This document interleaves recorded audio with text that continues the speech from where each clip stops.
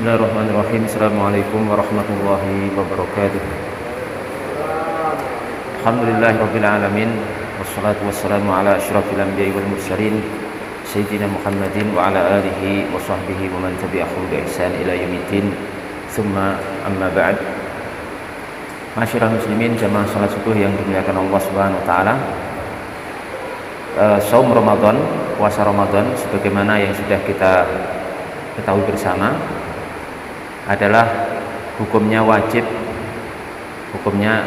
atas setiap muslim dan muslimah berdasarkan Al-Quran Al-Karim, kemudian sunnah Rasul, dan juga ijma' konsensus ulama.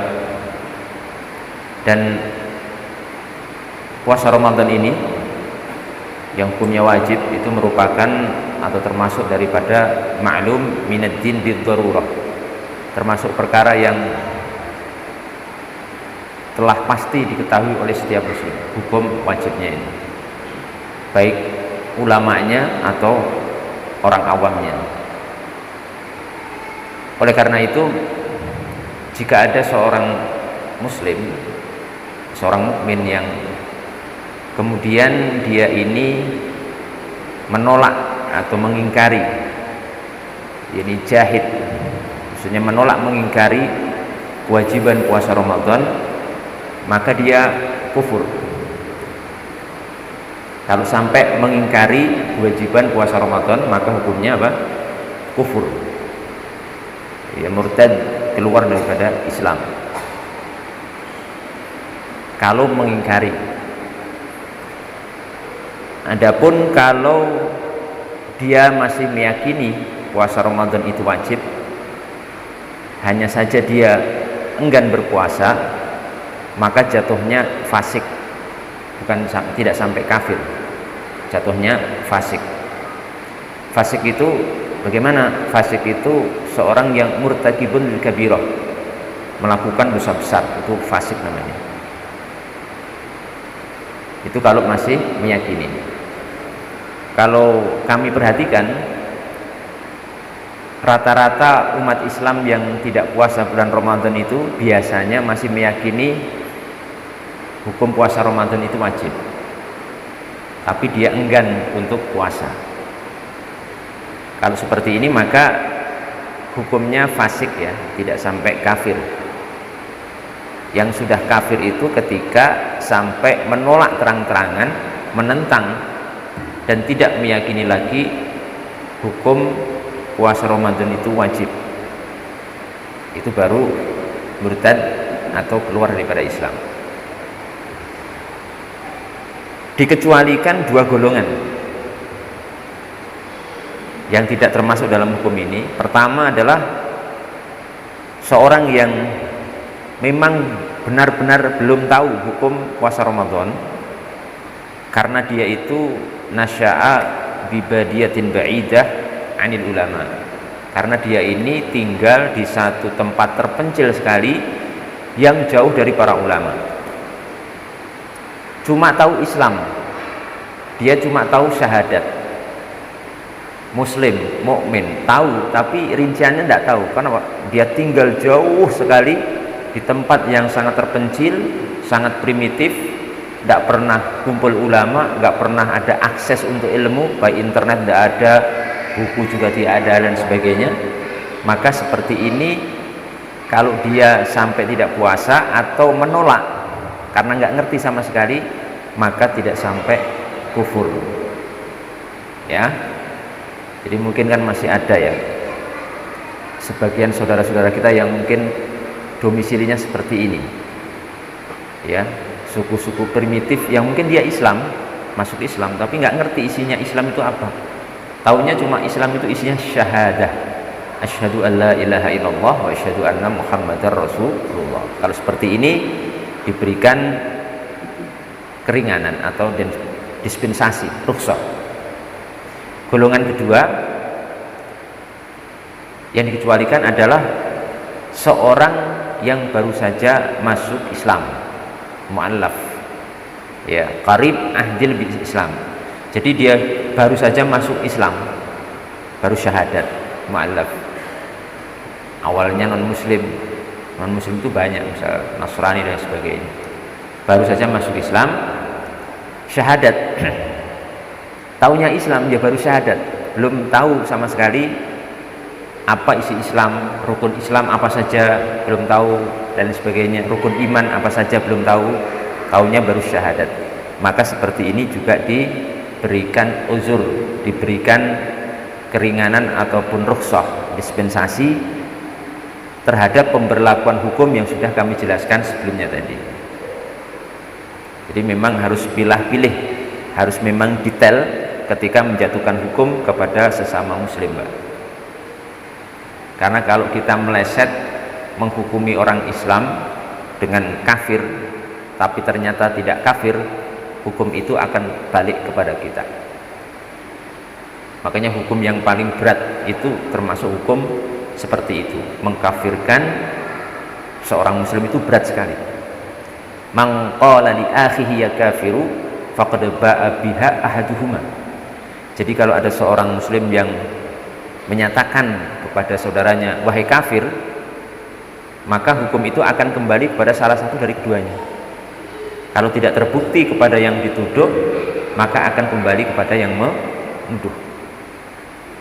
Maka hati-hati ketika menjatuhkan vonis kekafiran kepada seorang muslim.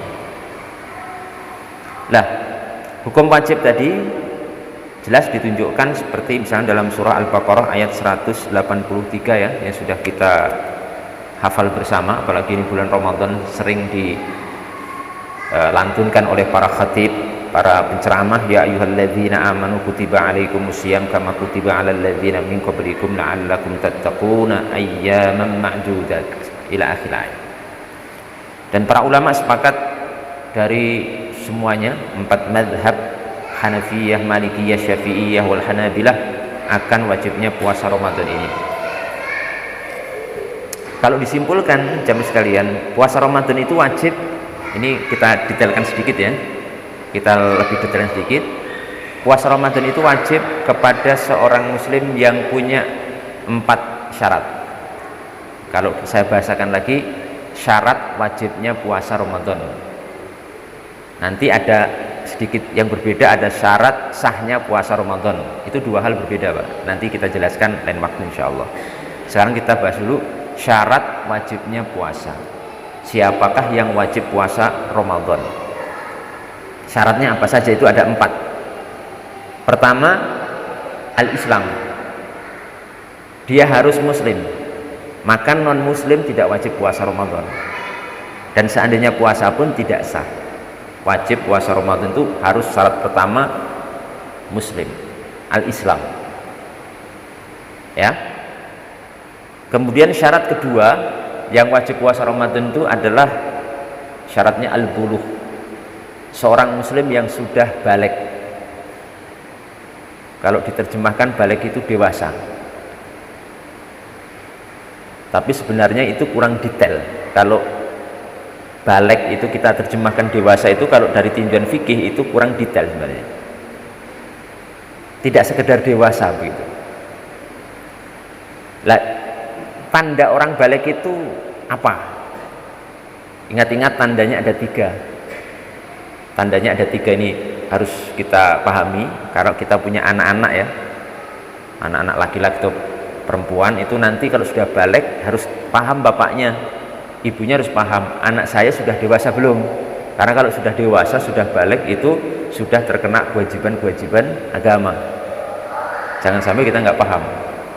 Tanda pertama, seorang yang sudah baligh itu umurnya masuk 15 tahun.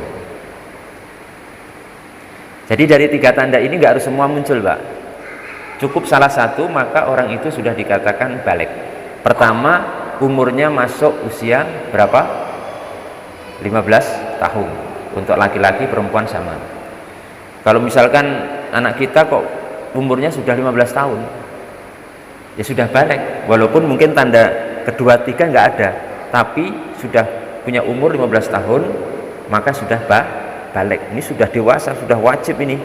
Kewajiban-kewajiban agama sudah harus dia lakukan. Tanda kedua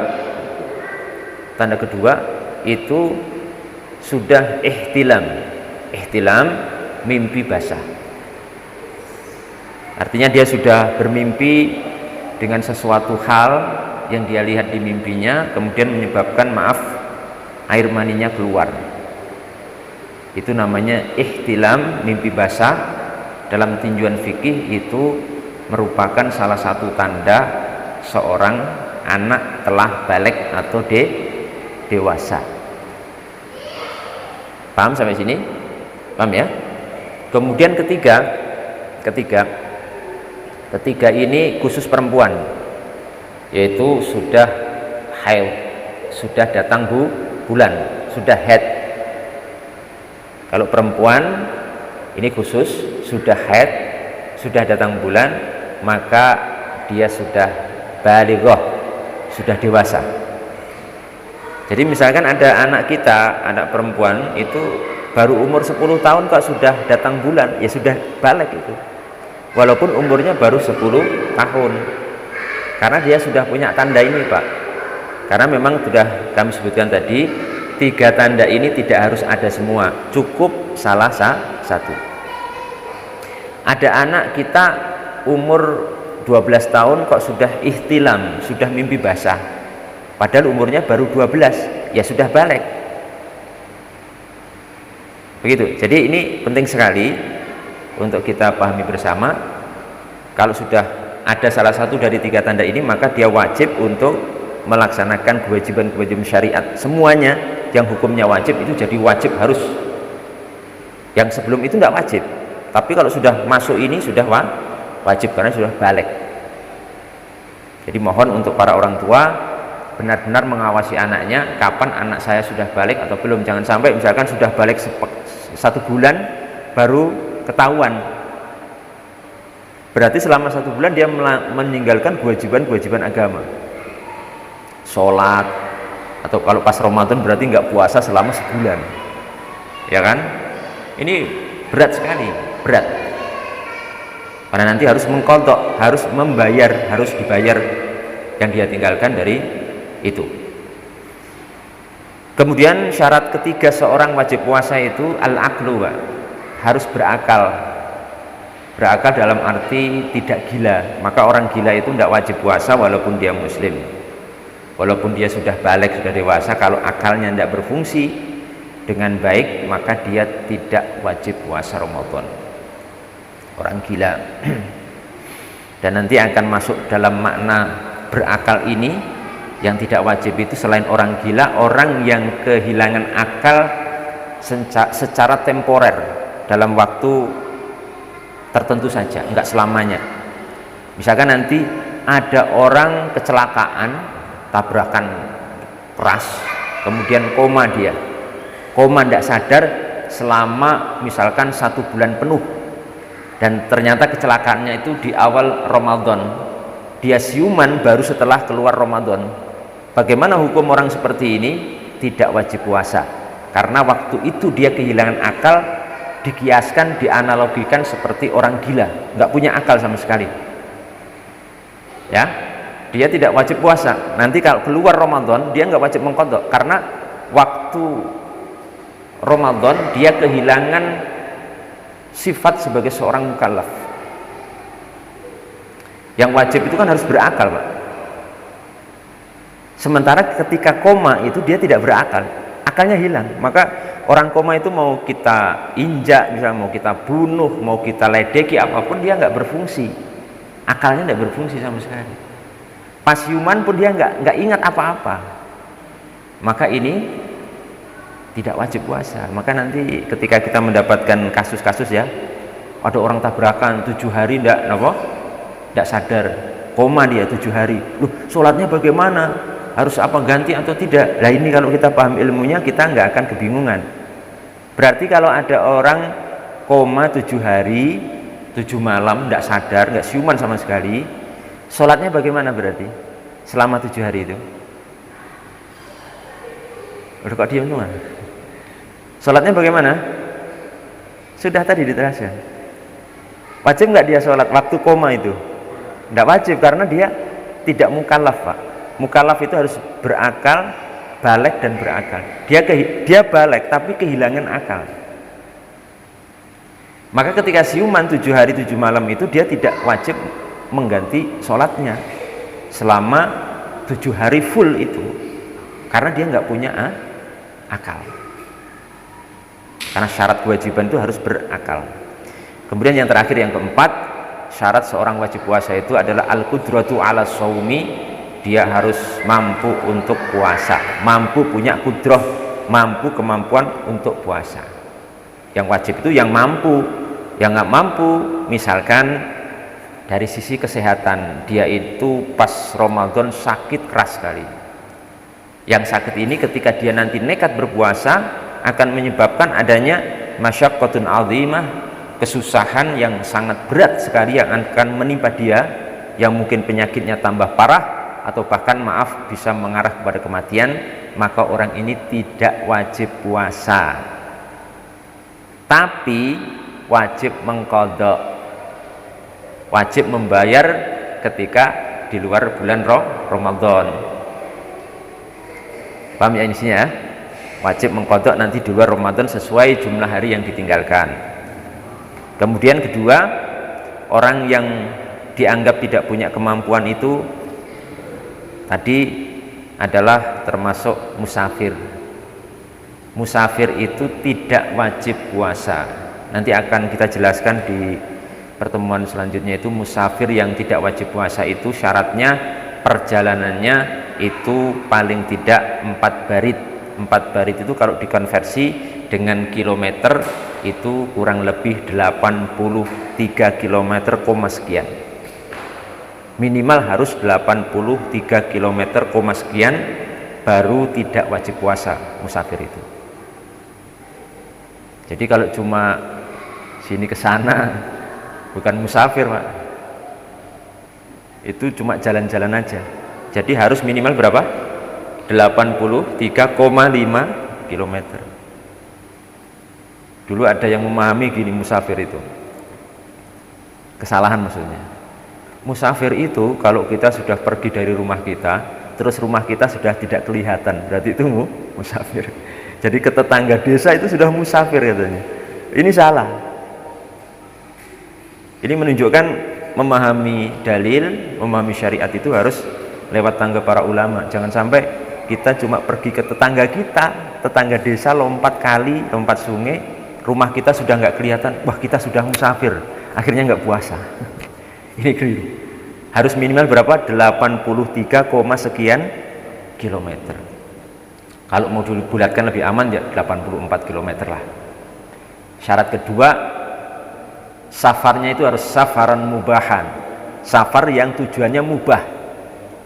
Minimal safar yang tujuannya boleh rekreasi, safar jalan-jalan itu kan mubah, atau di atas mubah dianjurkan seperti ziarah ke orang tua, menunaikan ibadah haji, umroh, safari dakwah dan lain sebagainya. Kalau safarnya itu safar maksiat, dari sini mau ke Jakarta, mau safar apa? Gambling di sana, mau judi di Jakarta, ini di perjalanan tidak dapat keringanan untuk tidak puasa, tetap wajib baginya, ya, walaupun dia safar, tapi karena safarnya safar maksiat ke Jakarta mau judi umpamanya, ini hukumnya tetap diharamkan, tetap wajib puasa baginya. Dan seorang musafir itu nanti ketika tidak puasa diberi keringanan, setelah keluar Ramadan wajib mengqadha, wajib mengganti sejumlah hari yang ditinggalkan. Termasuk, maaf Bapak Ibu sekalian, seorang yang musafir, misalkan hadirin di sini musafir ke Jakarta, ketika sampai di Jakarta, ketika seorang sudah punya niat iqomah tinggal di Jakarta lebih dari 4 hari, itu status musafirnya sudah lepas. Seperti saya di sini, saya dari Solo.